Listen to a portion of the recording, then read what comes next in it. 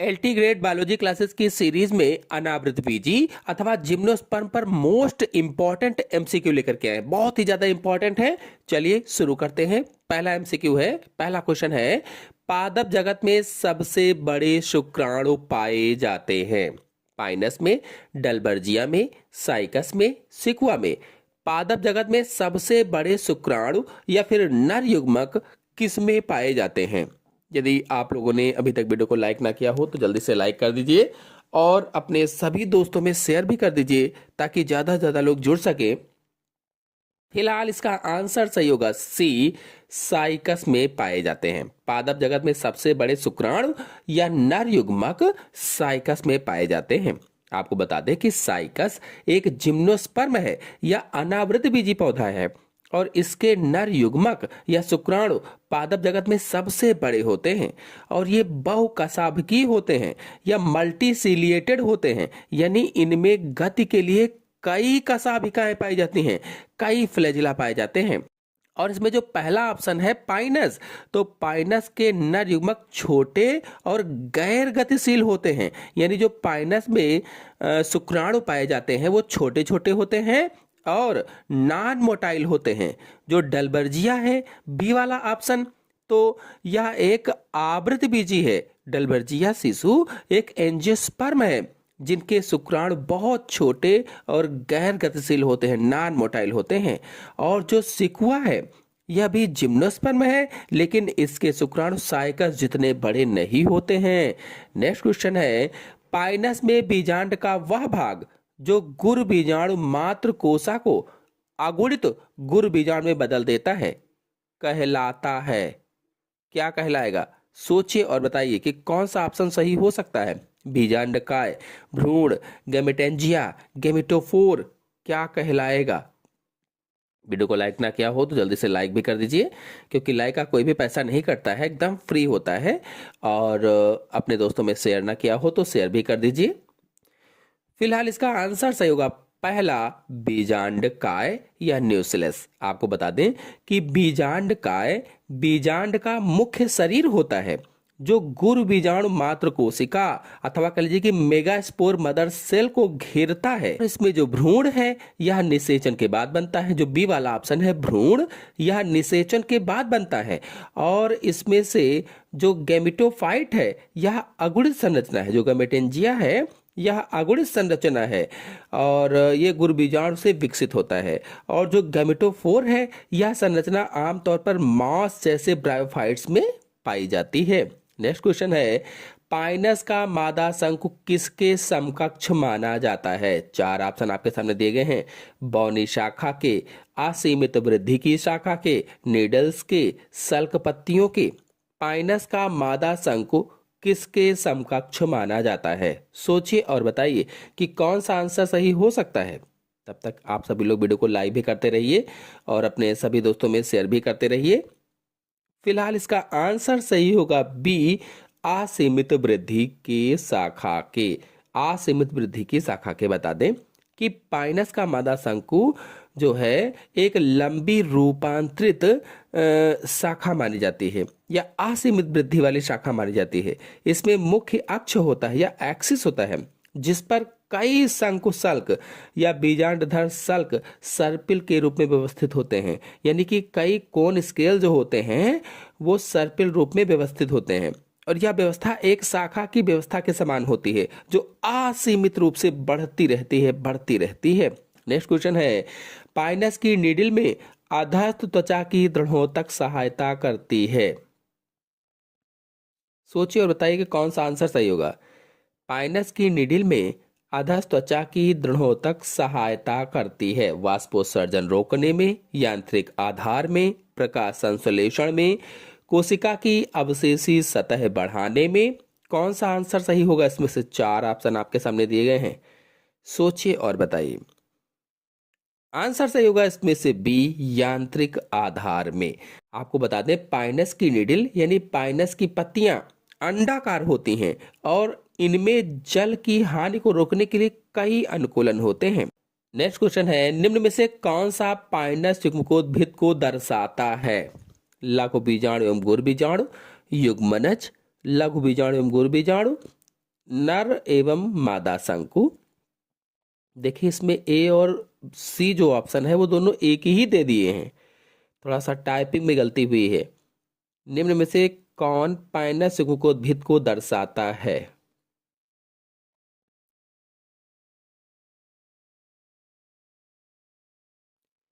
तो इसमें आंसर से होगा सी, लघु बीजाणु एवं गुरु बीजाणु यही दर्शाएगा। और आपको बता दें कि जो युग्मकोद्भिद है, जैसे कहा पाइनस युग्मकोद्भिद को दर्शाता है, तो युग्मकोद्भिद गैमेटोफाइट होता है। गैमेटोफाइट यह पादप जीवन चक्र की अगुणित अवस्था होती है या हैप्लॉइड स्टेज होती है, जो युग्मक उत्पन्न करती है या गैमीट्स उत्पन्न करती है। और लघु बीजाणु और गुरु बीजाणु ही नर और मादा युग्मकोद्भिद के विकास की प्रारंभिक अवस्थाएं होती हैं, और ये ही वास्तव में युग्मकोद्भिद चरण का प्रतिनिधित्व करती हैं। इसीलिए इसमें आंसर यही सही होगा, लघु बीजाणु एवं गुरु बीजाणु। नेक्स्ट क्वेश्चन है, पादपों में माइकोराइजा किस तरह उपयोगी है? जो पादप होते हैं, प्लांट्स होते हैं, उसमें माइकोराइजा किस तरह से उपयोगी है? अगर आप लोग माइकोराइजा के बारे में पूरी जानकारी चाहते हैं, चित्र सहित समझना चाहते हैं, तो हमारे चैनल में बहुत ही अच्छी तरीके से विद नोट्स अपलोडेड है, अच्छे से समझाया है, आप लोग जाकर के उसको देख सकते हैं। सोचिए और बताइए कौन सा ऑप्शन सही होगा इसमें।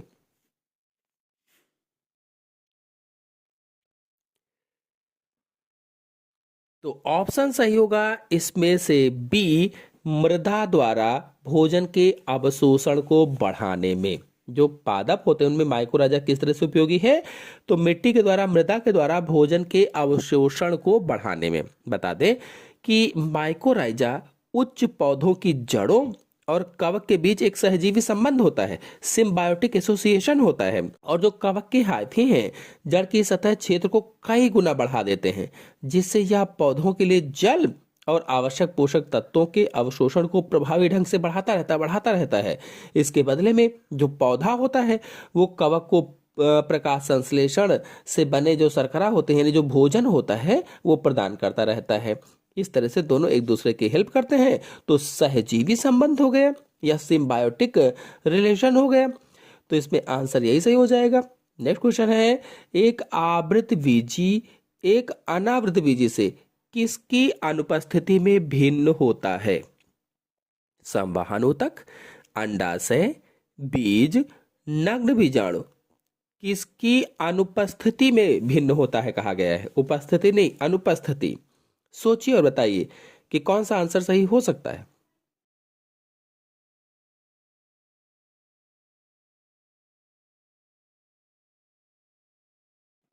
फिलहाल इसमें आंसर सही होगा डी, नग्न बीजाणु या नेक्ड ओव्यूल। आपको बता दें कि आवृत बीजी में बीजांड के बाद बीज बनता है और अंडाशय के अंदर ढका हुआ होता है, इसीलिए इसमें नग्न बीजाणु अनुपस्थित होते हैं या नेक्ड ओव्यूल नहीं होते।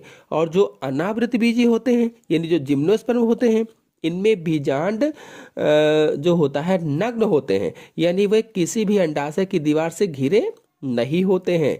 अतः आवृत बीजी अनावृत बीजी से इसी मायने में भिन्न होते हैं।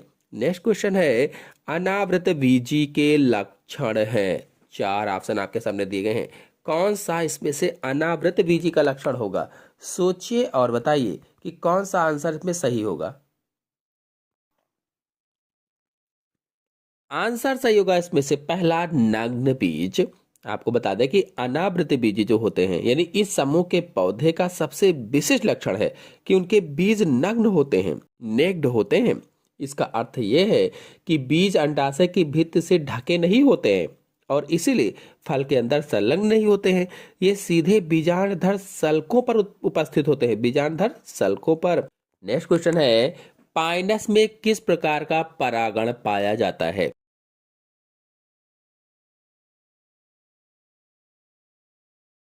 कीट परागण, वायु परागण, जल परागण, गिलहरी द्वारा परागण। अगर आप परागण पर वीडियो देखना चाहते हैं, किसी भी चीज पर परागण देखना चाहते हैं, तो हमारे चैनल में वीडियो अपलोडेड है, आप लोग जाकर के अच्छी तरीके से समझ सकते हैं, देख सकते हैं। बहुत ही आसान तरीके से चित्रों के माध्यम से समझाया है।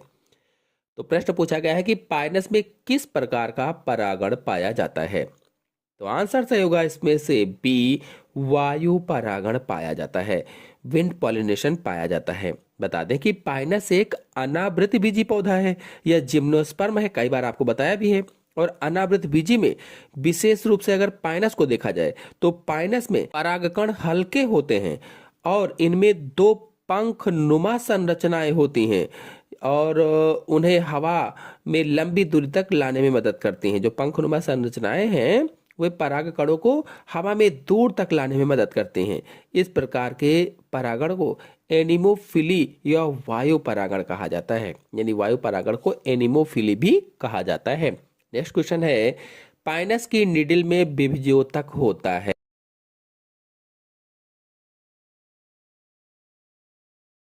अग्रभाग में, अंतर्वेशी भाग में, आधारीय भाग में, पार्श्व भाग में। जो पाइनस की निडिल होती है उसमें विभज्योतक होता है। कौन सा ऑप्शन सही होगा?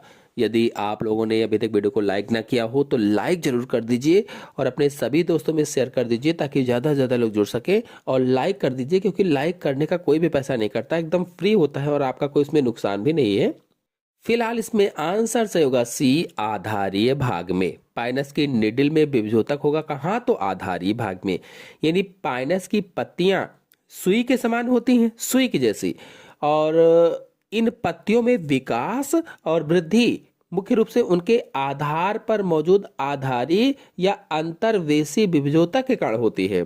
यह उन्हें उनके सिरे पर वृद्धि करने वाली अधिकांश पत्तियों से अलग करता है। तो ऑप्शन इस लिस्ट में सही होगा। फिलहाल आपको बता दें कि जो बी वाला ऑप्शन है अंतर्वेशी भाग में, तो ये भी सही हो सकता है। जो अंतर्वेशी भाग में है ये भी सही हो सकता है क्योंकि आधारी विभज्योतक अंतर्वेशी प्रकार का ही होता है। लेकिन पाइनस निडिल के संदर्भ में आधारी भाग सबसे सटीक और विशिष्ट हमें आंसर दिख रहा है। फिलहाल इस क्वेश्चन में आंसर आपको कौन सा सही लग रहा है, सी वाला या बी वाला? आप लोग जरूर कमेंट बॉक्स में इसको बताइएगा। अगले क्वेश्चन पर आते हैं। पाइनस के परागकण का शकस किसका रूपांतरण है? शकस किसका रूपांतरण है कहा गया है? पाइनस के परागकण का।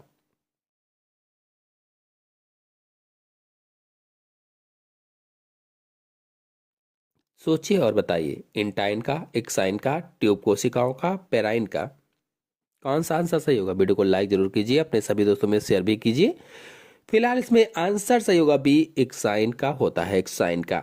आपको बता दें कि पाइनस के परागकणों में पाए जाने वाले पंखनुमा वायुथैले, उन्हीं वायुथैलों को सकस कहा जाता है। सकस वायुथैले जो होते हैं उनको क्या कहते हैं? सकस कहते हैं। और बाह्य चोल की जो विशिष्ट वृद्धि होती है उसी का ये रूपांतरण होते हैं। बाह्य चोल की विशिष्ट वृद्धि का रूपांतरण।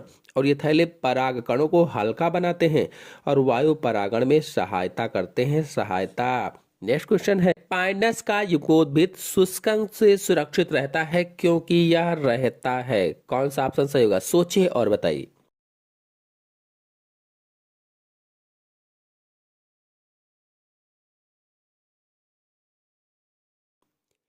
ऑप्शन सही होगा इसमें से बी, शंकु में, बीजाणुद्भिद के नम ऊतक में। नेक्स्ट क्वेश्चन है, अनावृत बीजे में भ्रूणपोष होता है।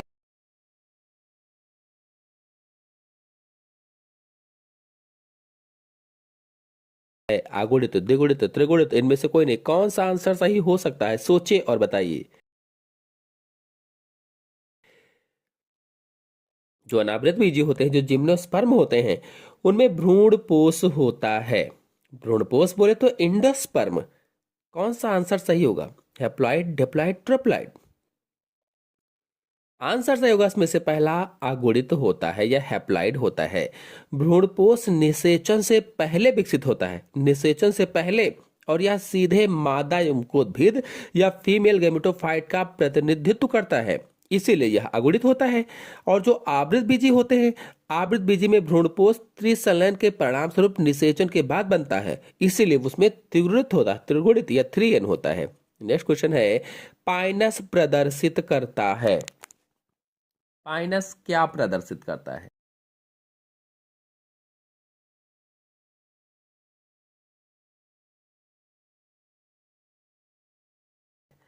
चार ऑप्शन आपके सामने दिए गए हैं, कौन सा ऑप्शन सही हो सकता है? सोचिए और बताइए। एपोगैमी, बहुभ्रूणता, समबीजाणुता, एक प्रकार का शाखन क्या प्रदर्शित करेगा?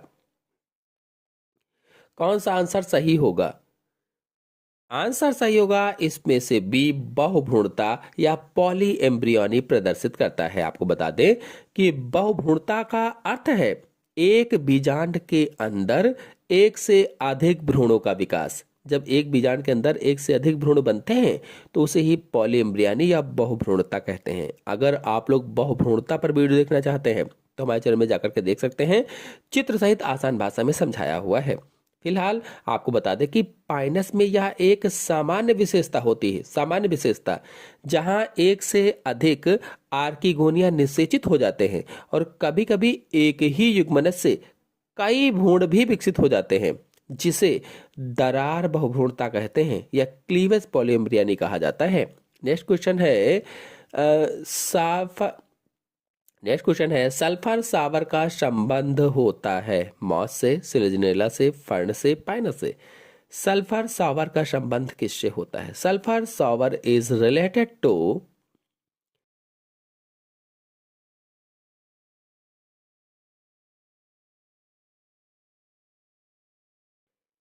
आंसर से होगा इसमें से डी, पाइनस से, यानी टू पाइनस। सल्फर सावर एक सामान्य नाम है जो पाइनस के पेड़ों द्वारा वसंत ऋतु के दौरान बड़ी मात्रा में छोड़े गए पीले परागकणों को दिया गया है। हवा में उड़ते हुए ये परागकण धूल या पीले सल्फर की छींटों की तरह से दिखाई देते हैं, इसीलिए इसमें क्या कहा गया है? सल्फर सावर कहा गया है। फिलहाल इसमें आंसर सही होगा डी, पाइनस से। नेक्स्ट क्वेश्चन है सुई के समान पत्तियां पाई जाती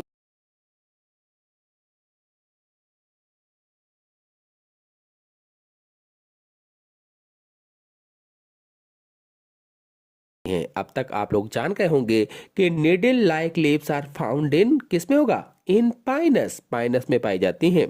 पाइनस में पत्तियां सुई के समान या निडल लाइक होती हैं। यह उनकी विशेषता और उन्हें पानी की हानि को कम करने और शुष्क या ठंडे मौसम में जीवित रहने में मदद के लिए अनुकूलन होता है, एक प्रकार का एडाप्टेशन होता है। नेक्स्ट क्वेश्चन है एक्टोट्रॉपिक माइकोराइजा पाया जाता है। एक्टोट्रॉपिक माइकोराइजा किस में पाया जाता है? चार ऑप्शन आपके सामने दिए गए, सोचिए और बताइए।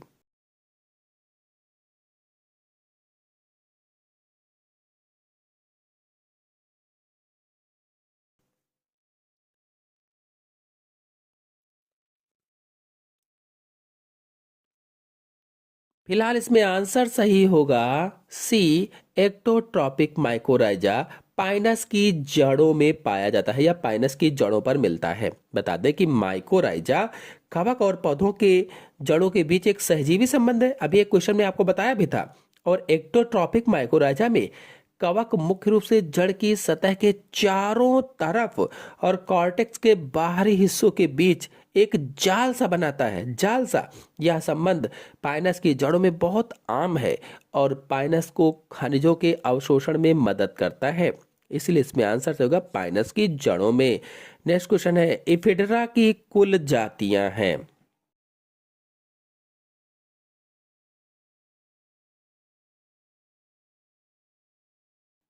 इफिडरा की कुल जातियां कितनी होती हैं? सोचिए और बताइए।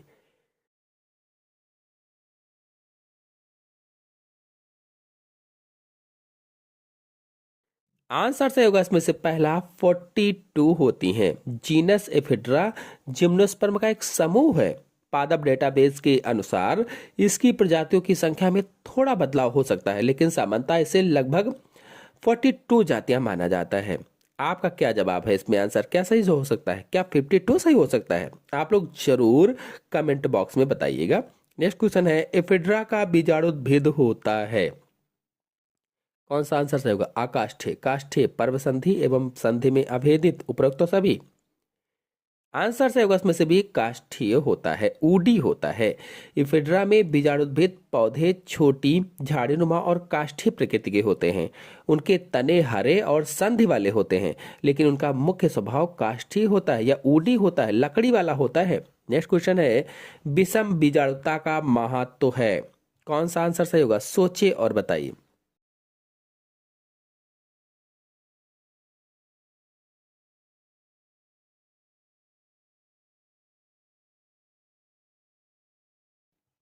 आंसर सही होगा इसमें से डी, उपरोक्त सभी।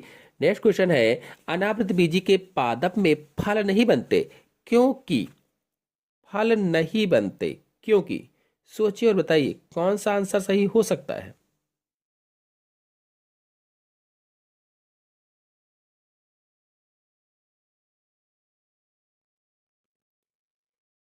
आपको बता दें कि फल का निर्माण पौधों में, जब फल का विकास होता है वो निषेचित अंडाशय से होता है। अनावृत बीजी समूह के जो पौधे होते हैं उनको अनावृत बीजी क्यों कहा जाता है, नेक्ड सीड क्यों कहा जाता है, क्योंकि उनमें बीज किसी फल या आवरण से संलग्न नहीं होते हैं, ये शंकु पर विकसित होते हैं। तो इसमें आंसर सही होगा सी, इनमें अंडाशय नहीं होता है। जो अनावृत बीजी के पादप में फल नहीं बनते क्योंकि इनमें अंडाशय नहीं होता है। नेक्स्ट क्वेश्चन है, पाइनस माकुरुसी की इस पर सूट होती है।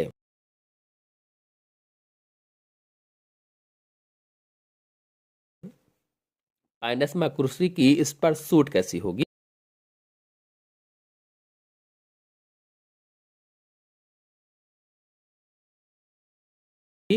तो आंसर सही होगा इसमें से बी, बाइफोलियर होती है, बाइफोलियर। नेक्स्ट क्वेश्चन है, चिलगोजा के नाम से जाना जाने वाला मेवा किससे संबंधित है।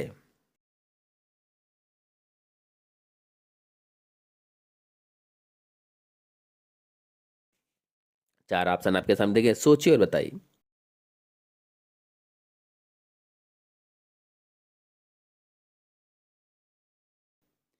ऑप्शन से होगा सी, पाइनस जियार्डियाना से संबंधित है। नेक्स्ट क्वेश्चन है, पाइनस की निडिल में संवहन पुल होते हैं।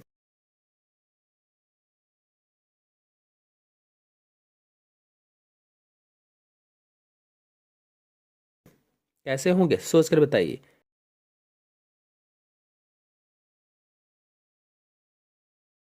आंसर से होगा भी बायफ्लोएमी तथा बंद होते हैं। नेक्स्ट क्वेश्चन है, पाइनस की नीडल का मीसोफिल ऊतक होता है।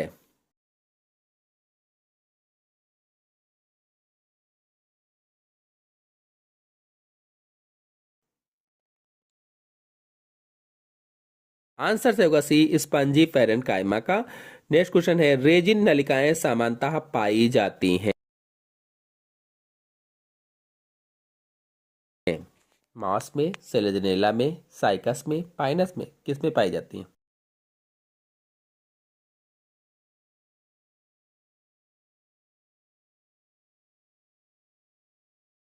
आंसर से होगा इसमें से डी, पाइनस में पाई जाती हैं। नेक्स्ट क्वेश्चन है, एक पादप जो बीज एवं भ्रूण उत्पन्न करता है तथा संवहन तंत्र युक्त होता है परंतु फल नहीं बनाता, उसे आप निम्न में से किस समूह में रखेंगे।